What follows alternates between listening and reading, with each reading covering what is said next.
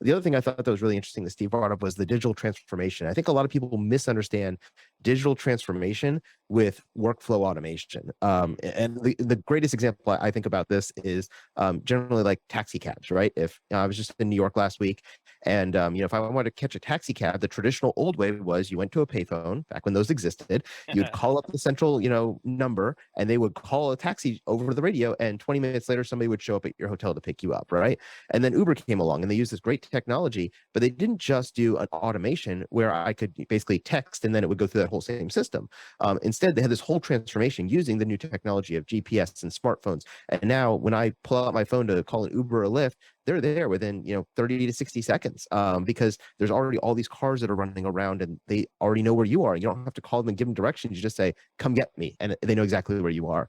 And that was just a complete transformation of that industry. Another great example of that is the US tax system, right? When I was a kid, I had my first job. I had to fill out my 1040 EZ form, right? And you actually printed out you went to the library and you got this piece of paper with the book that explained all the forms and what blocks you had to fill in.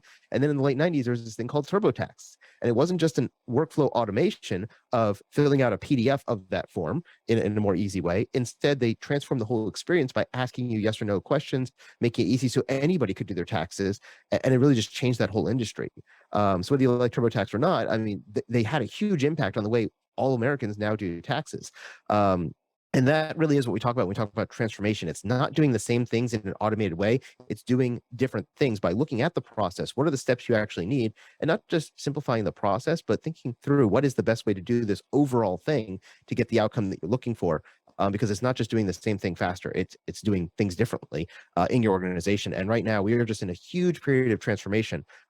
Most industries over the last 2 years, because of COVID, had to transform. They were forced into it, even if they were dragging their feet and dragging their feet, excuse me.